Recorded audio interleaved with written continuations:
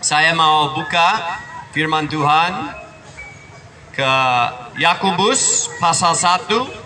Yakobus pasal 1, dan kalau kalian di sini dan tidak kenal kami dari itu komunitas Iktus, itu satu komunitas Kristen Ekumene. Maksudnya kami tidak datang ke sini untuk mengajak orang ke satu gereja tertentu atau aliran tertentu, tapi mengajak orang itu ikut Yesus dengan sungguh-sungguh.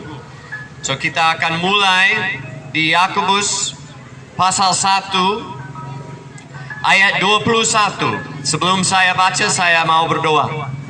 Tuhan, saya terima kasih saya bisa datang lagi dengan teman-teman saya di TKB.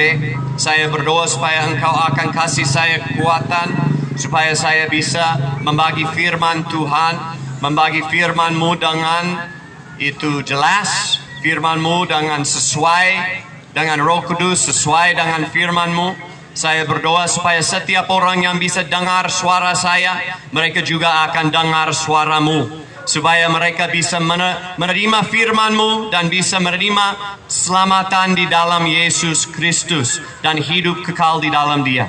Saya berdoa untuk anugerah-Mu waktu kami berkumpul di sini, supaya Engkau akan dimuliakan dan kami akan tubuh di dalam Yesus Kristus. Dalam nama Yesus, amin. Kita mau baca ayat pasal 1 ayat 21. Yakobus 1 ayat 21. Sebab itu buanglah segala sesuatu yang kotor dan kejahatan yang begitu banyak itu, dan terimalah dengan lemah lembut firman yang tertanam di dalam hatimu, yang berkuasa menyelamatkan jiwamu.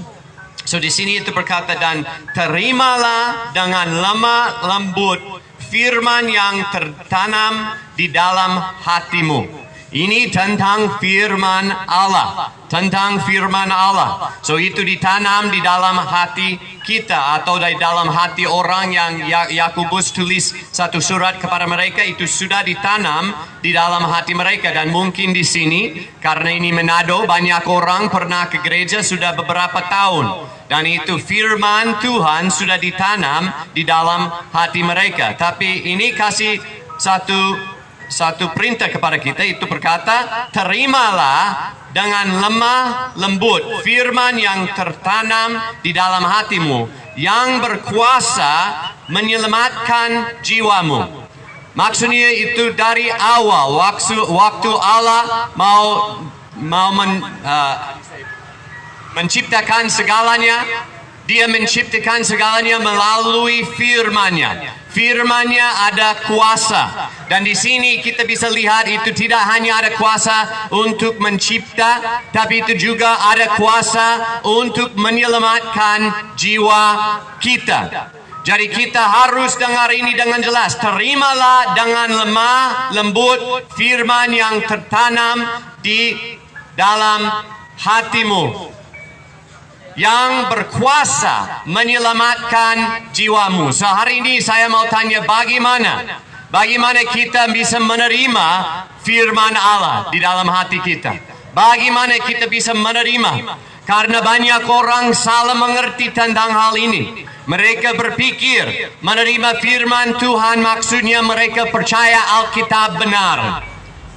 Banyak orang berpikir, saya sudah menerima firman Tuhan, saya percaya Yesus dan saya percaya Alkitab, maksudnya saya sudah menerima firman Tuhan. Tapi kita akan lihat ini salah. Itu bukan maksudnya dari Alkitab bagaimana menerima firman Tuhan, supaya firman itu bisa menyelamatkan kita.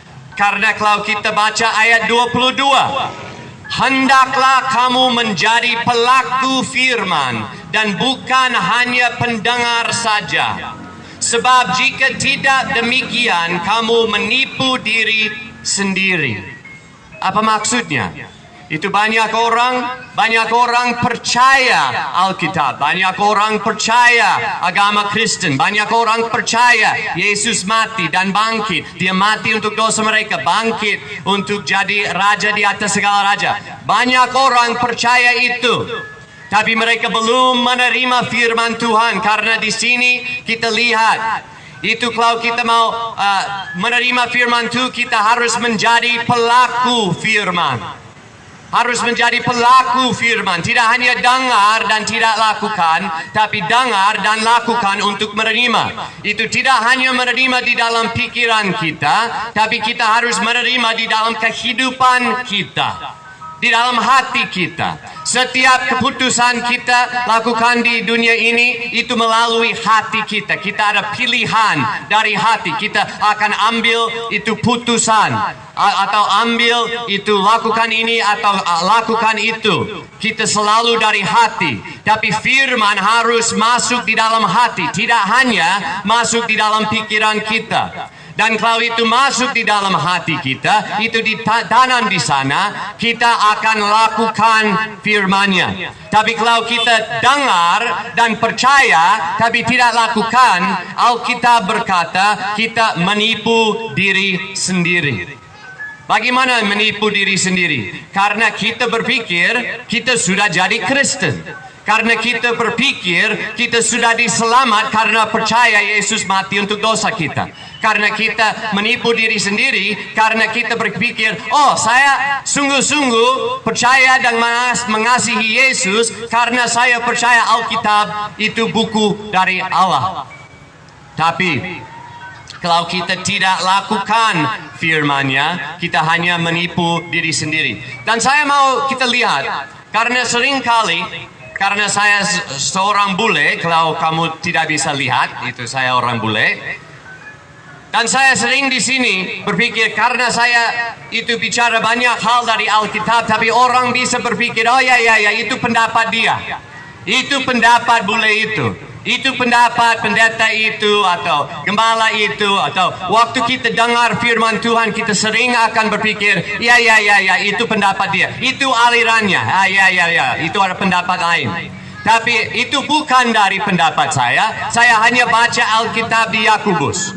Jadi kalau kamu berpikir kamu seorang Kristen yang percaya Alkitab, kita harus dengar Alkitab. Dan Alkitab berkata, sebab itu buanglah segala sesuatu yang kotor dan kejahatan yang begitu banyak. Itu dan terimalah dengan lemah lembut firman yang tertanam di dalam hatimu, yang berkuasa menyelamatkan jiwamu. Hendaklah kamu menjadi pelaku firman dan bukan hanya pendengar saja. Sebab jika tidak demikian, kamu menipu diri sendiri. Maksudnya firman Allah yang bisa menyelamatkan jiwa kita itu harus diterima sesuai dengan Alkitab. Kalau kita berpikir, oh karena saya sudah dibaptis, karena saya sudah CD, karena saya sudah ke sekolah Alkitab, maksudnya saya sudah menerima firman Tuhan, itu semua baik kita lakukan begitu. Tapi kalau kita belum menerima firman Tuhan di dalam hati dan kehidupan kita, maksudnya kita hanya menipu diri sendiri. Jadi ini satu hal dari firman Tuhan, tidak dari bule yang aneh ini. Dan kalian bisa lihat saya tidak pakai bahasa Inggris, itu Alkitab bahasa Inggris, tapi ini Alkitab dari Indonesia. Dan kita bisa lihat dengan jelas, kalau orang dengar tapi tidak lakukan firman Tuhan, itu tidak akan menyelamatkan mereka. Mereka hanya menipu diri sendiri.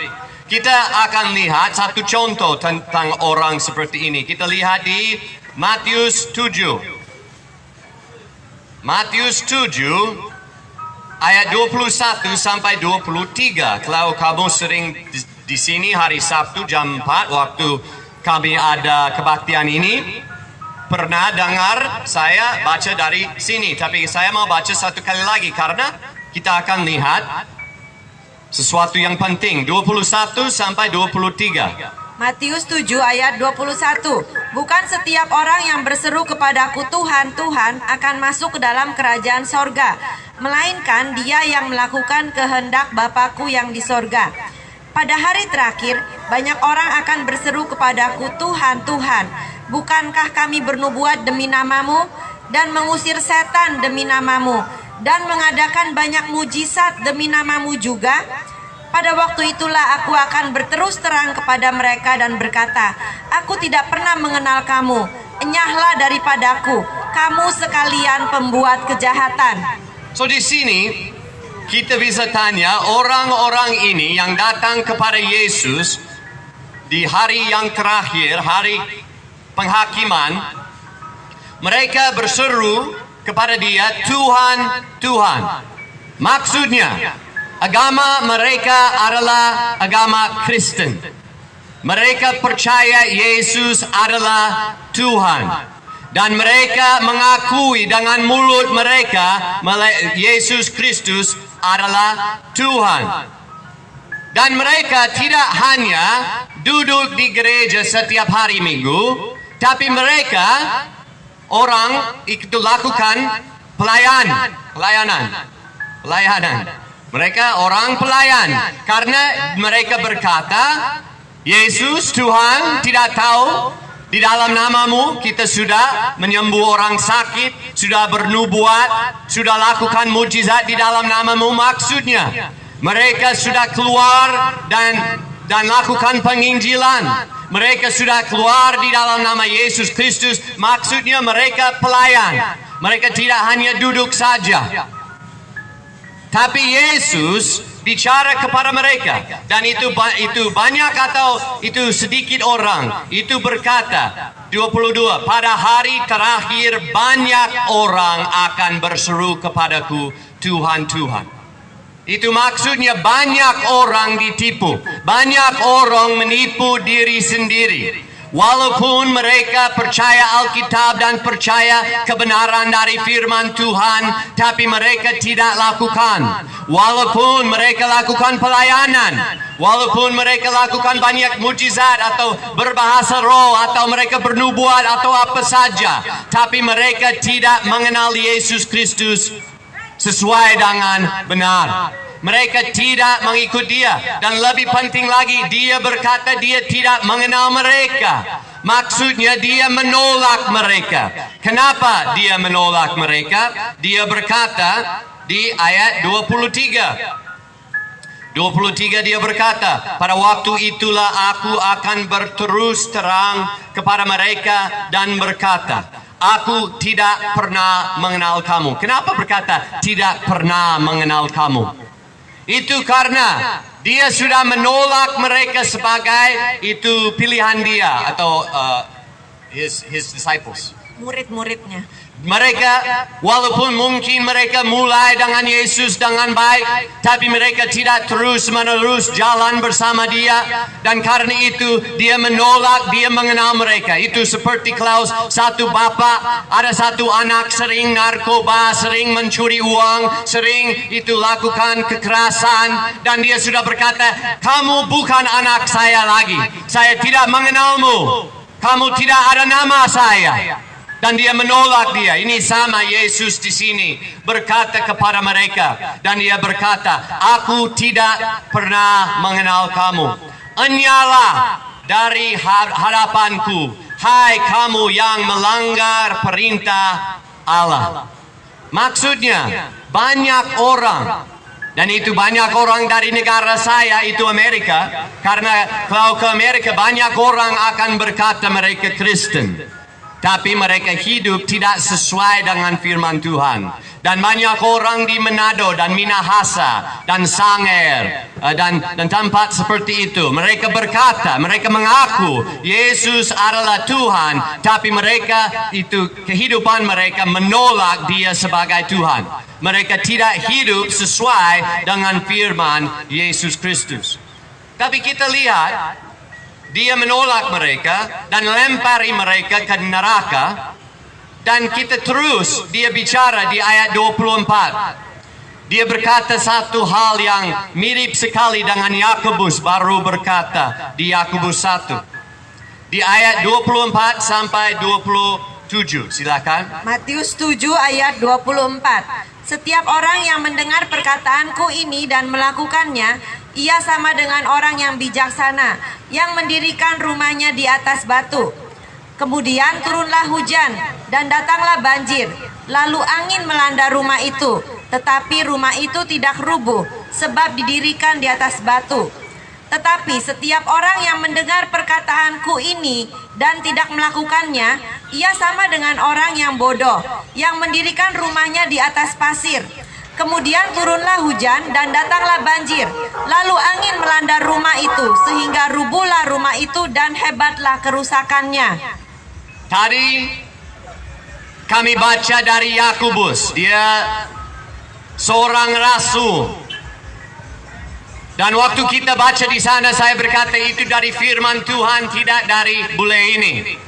Tapi ini lebih hebat lagi karena ini tidak hanya dari Alkitab, tapi ini dari firman Yesus Kristus sendiri. Yesus Kristus yang orang Kristen berseru sebagai Tuhan. Dia di sini, dia berkata beberapa ayat ini. Dan dia berkata, setiap orang yang dengar perkataan Yesus Kristus dan lakukan, mereka orang hikmat. Dan waktu hari kiamat, hari penghakiman datang, mereka akan berdiri. Tapi orang yang dengar perkataan Yesus Kristus, perintah Yesus Kristus, mereka dengar, mungkin mereka juga percaya, tapi mereka tidak lakukan, mereka orang bodoh. Dan waktu hari penghakiman akan datang, dia akan menolak mereka dan berkata, saya tidak pernah mengenalmu. Itu perbedaan dari dua-dua orang ini. Itu bukan mereka percaya atau tidak percaya Yesus adalah Tuhan. Itu bukan mereka berkata mereka Kristen atau bukan Kristen. Perbedaan adalah satu orang dengar firman Tuhan, firman Yesus Kristus dan lakukan. Tapi satu yang lain menipu diri. Dia dengar dan berpikir, saya seorang Kristen karena saya percaya Alkitab. Tapi dia menipu diri karena dia tidak lakukan firman Yesus Kristus. Dan Yesus berkata banyak orang seperti ini. Kita bisa lihat di gereja-gerejanya. Itu tidak hanya orang di gereja bercerai, tapi itu pendeta juga bercerai. Itu di gereja ada orang yang lihat porno, tapi juga ada pendeta atau majelis atau penatua itu lihat porno setiap malam di HP mereka. Itu tidak hanya itu orang duduk di gereja, mereka ada pahit hati terhadap suami, tapi juga ada pendeta itu pahit terhadap suami dan tidak mengampuni. Dan penuh dengan kesombongan dan dengan kehidupan mereka melawan Tuhan. Itu banyak. Tidak maksudnya kita tidak harus ke gereja, karena itu lebih bagus ke gereja dengan orang munafik daripada ke neraka dengan orang munafik. So walaupun ada banyak orang munafik di gereja, kita harus pergi ke gereja. Dan kita harus cari orang yang saleh di dalam gereja itu. Dan persekutu dengan mereka. Itu walaupun ada banyak munafik hari Minggu, tapi waktu berdoa bersama, dekatin dengan orang yang saleh. Orang yang hidup sesuai dengan firman Tuhan. Supaya kita bisa ditumbuh di dalam Yesus Kristus. Kita bisa jadi murid Yesus Kristus sungguh-sungguh. So ini satu peringatan yang penting untuk kita. Yesus kasih kepada kita berkata, hari penghakiman banyak orang Kristen akan datang dan dilempar kepada neraka karena mereka hanya dengar firman Tuhan, hanya percaya itu betul, tapi mereka tidak lakukan di dalam kehidupan mereka. So kita harus tanya, Yesus di sini di pasal 7 dia berkata, itu siapa dengar kata-kata saya dan tidak lakukan, mereka akan dihakimi. Itu tentang kata-kata yang mana? Ini karena ini di khotbah di bukit. Khotbah di bukit, Yesus mengkhotbahkan khotbah ini dan dia kasih banyak perintahnya waktu dia khotbah. So ini pasal 7 dia simpulkan dan selesaikan. Tapi kalau kita balik kepada pasal 5, kita bisa baca beberapa dari perintah Yesus Kristus. Kita baca pasal 5 ayat 21 sampai 22. Matius 5 ayat 21. Kamu telah mendengar yang difirmankan kepada nenek moyang kita, jangan membunuh. Siapa yang membunuh harus dihukum. Oke, di sini kita lihat jangan membunuh. Ada di TKB orang yang pernah membunuh orang lain. Itu ada. Mereka mungkin di lapas Tuminting sudah keluar atau lapas where's that one?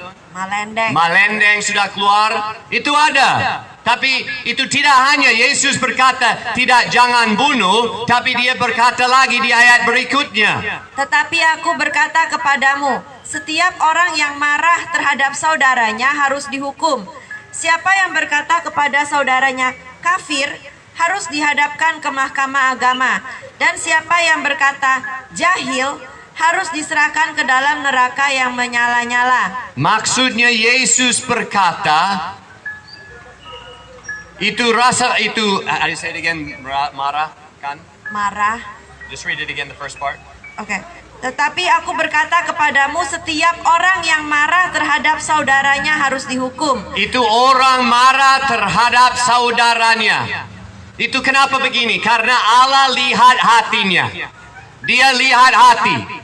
Dan juga ada orang di sini, walaupun mereka belum membunuh orang, kalau mereka ada kesempatan, mereka akan lakukan.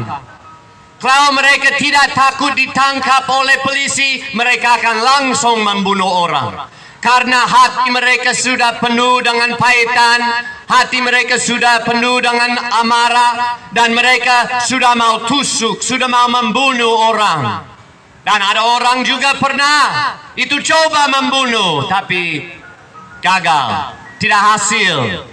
Tapi Allah tidak lihat sama seperti dunia ini dan lihat hasil atau tidak. Tapi dia lihat di dalam hati. Dan Yesus berkata, kalau marah terhadap saudaramu, itu sudah kebunuhan di hadapan Tuhan. Maksudnya kalau orang percaya Alkitab, tapi mereka hidup di dalam kemarahan, mereka menipu diri sendiri. Karena ini adalah perkataan Yesus Kristus, dan hari hakiman mereka akan dihakimi sesuai dengan firman Yesus. Kita lihat lagi di ayat 27 dan 28. Matius 5 ayat 27. Kamu telah mendengar firman, jangan berzinah. Oke, di sini kita tahu itu banyak orang datang ke sini untuk cari cewek, untuk berzina. Mereka di TKB datang ke sini untuk berzina. Tapi kalau tidak di TKB, mereka bisa di tempat lain juga. Mungkin di kampung saja, dengan tetangga, mereka sudah selingkuh, mereka sudah berzina, dan mereka akan dihakimi. Karena itu adalah firman Tuhan. Tapi tidak hanya itu, kita bisa baca di ayat 28. Yesus terus berkata, tetapi aku berkata kepadamu, setiap orang yang memandang perempuan serta menginginkannya sudah berzina dengan dia di dalam hatinya. Maksudnya, tidak hanya seorang yang datang ke TKB untuk cari cewek akan dihakimi hari penghakiman. Tapi orang datang duduk dan hanya lihat-lihat cewek, pergi datang, mereka di dalam hati sudah berzina. Itu Allah tidak hanya lihat tindakan, tapi dia lihat di dalam hati. Dan maksudnya, walaupun kamu belum cari cewek atau PSK di TKB, tapi pulang dan lihat porno di HP-mu, maksudnya sama di hadapan Tuhan. Allah lihat itu berzina. Dan orang lihat porno, tapi berpikir mereka seorang Kristen, karena mereka percaya Alkitab dan percaya Yesus adalah Tuhan, mereka menipu diri sendiri. Dan mereka belum menerima firman Allah yang bisa menyelamatkan mereka. Mereka hanya itu dengan sia-sia menerima di dalam pikiran mereka. Tapi mereka belum menerima di dalam hati dan kehidupan mereka. Mereka menipu diri sendiri. Kita terus lihat itu di pasal 31. Ini perintah Yesus Kristus. Karena Yesus berkata di Matius 28, itu menjadi segala bangsa muridku, membaptiskan mereka dan mengajar mereka lakukan semua perintah saya sudah kasih kepadamu. So ini satu lagi perintah dari Yesus Kristus 31. Matius 5 ayat 31. Telah difirmankan juga, siapa yang menceraikan istrinya harus memberi surat cerai kepadanya. Di dalam perjanjian lama, itu orang, mereka sering bercerai. Dan karena itu, Tuhan kasih satu perintah, mereka harus tulis supaya itu jelas siapa menikah dengan siapa. Karena itu sudah kacau di dalam dosanya.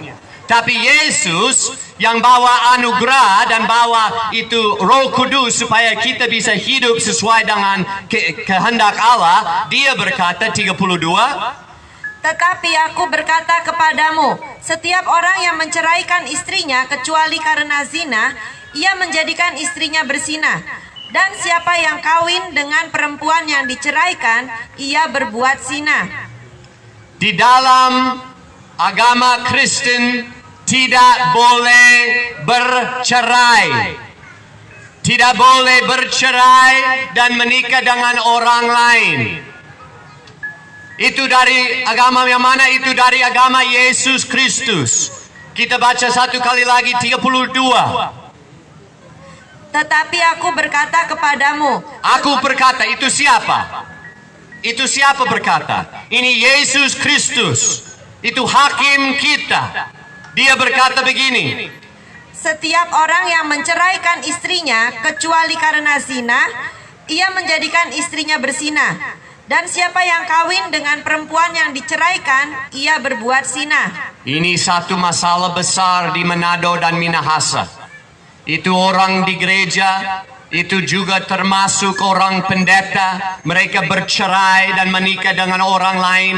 Dan orang semua berpikir ini biasa. Ini sah di dalam kerajaan Allah. Tapi Yesus Kristus berkata itu adalah berzina. Itu berzina. Maksudnya kalau bercerai dengan satu dan menikah dengan yang kedua itu tinggal di dalam itu hubungan gelap. Walaupun menikah, walaupun satu pendeta yang jahat berkata nggak masalah, boleh beberapa kali menikah, itu sudah berzina di hadapan Tuhan. Kita suka firman Tuhan atau tidak suka? Kita menerima firman Tuhan atau tidak menerima? Kita seorang Kristen atau kita tidak menerima ajaran begini? Ini susah. Ini susah untuk kita menerima karena banyak orang di sini pun pernah bercerai. Ini tidak maksudnya kita tidak bisa dapat ampuni.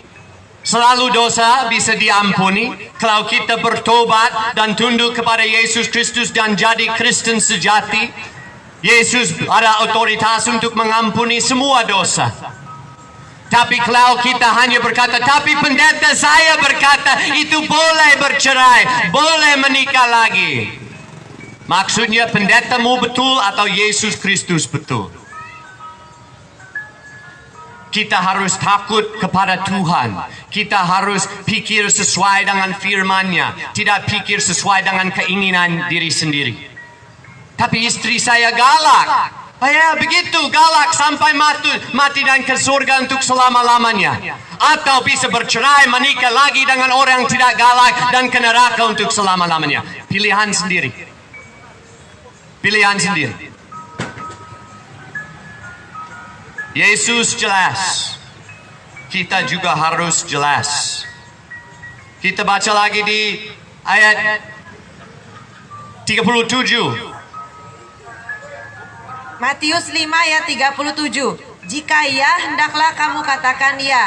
Jika tidak, hendaklah kamu katakan tidak. Apa yang lebih daripada itu berasal dari si jahat. Ini maksudnya apa? Di perjanjian lama itu tidak boleh bersaksi dusta terhadap tetanggamu. Itu maksudnya kalau di depan itu, how do you say the court? Pengadilan dan berbohong tentang tetanggamu itu satu dosa. Tapi di perjanjian baru itu setiap bohong adalah dosa. Karena itu dari kecil kamu mungkin sudah belajar lagu di sekolah minggu. Itu bohong itu dosa. Ya memang karena Yesus berkata, kalau artinya ya harus berkata ya, kalau artinya tidak harus berkata tidak. Ada yang lain itu dari iblis, karena iblis adalah bapa dari bohong. Jadi kalau kita berkata itu boleh kalau saya lakukan bisnis, saya itu menipu mereka sedikit. Karena kalau tidak, bagaimana saya bisa dapat uang, bisa dapat makanan untuk keluarga saya? Menipu diri. Kamu menipu diri kalau berpikir begitu. Oh, tapi kalau di bisnis atau kalau di politik harus bohong sedikit. Ya, boleh silakan bohong sedikit. Tapi itu melawan Allah yang kudus. Dan hari penghakiman akan ada masalah besar. Ya adalah ya, tidak adalah tidak. 38.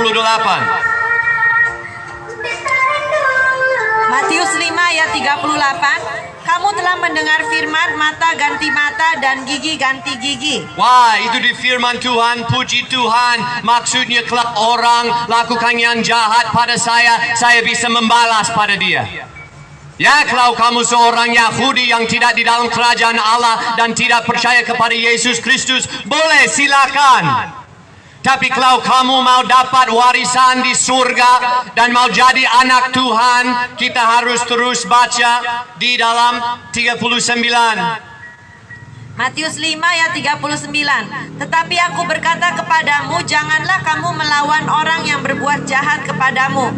Melainkan siapapun yang menampar pipi kananmu, berilah juga kepadanya pipi kirimu.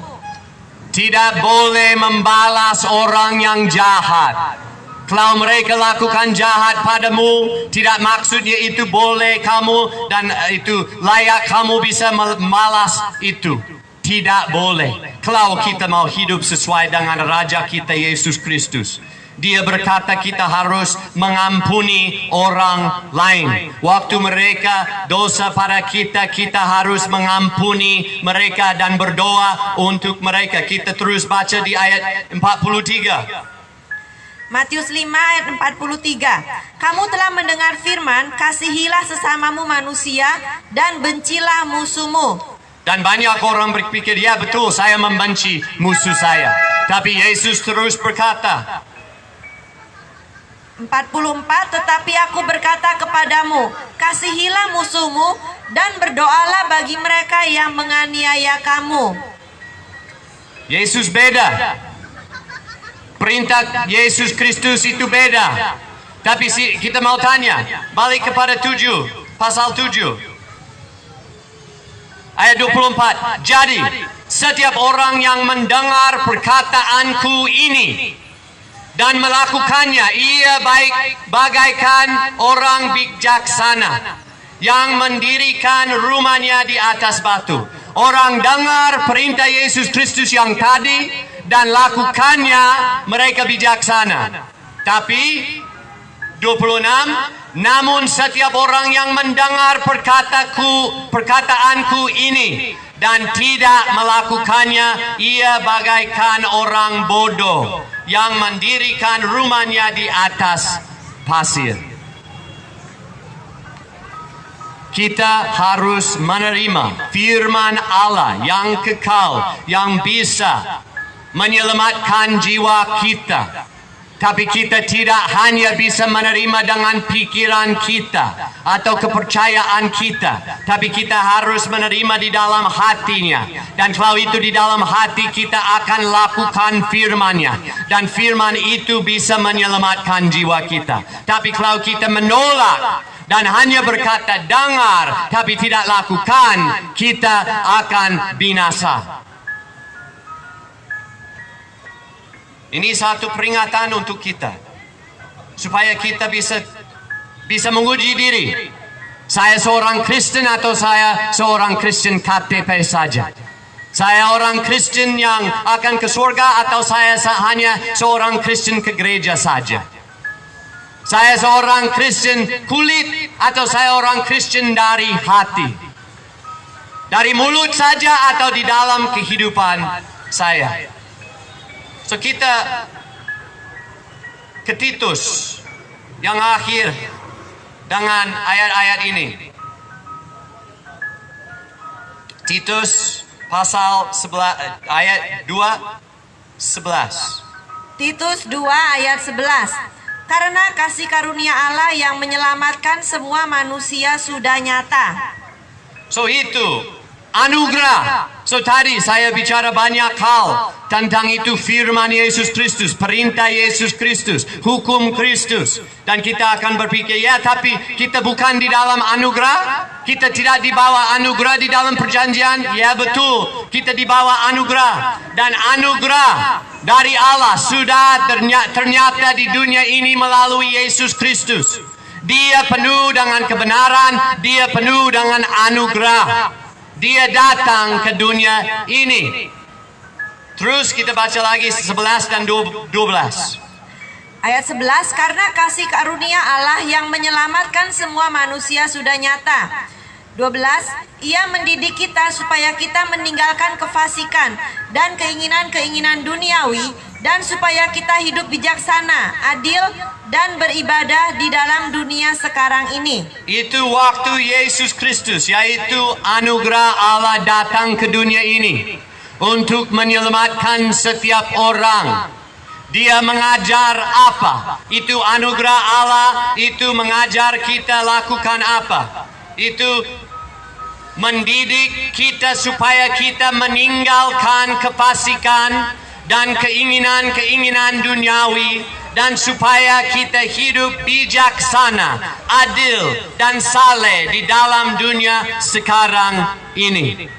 Maksudnya Yesus Kristus tidak hanya datang untuk mengampuni dosa, tapi dia datang untuk mengubahkan kehidupan kita, supaya kita bisa hidup sesuai dengan kehendak Allah Bapa.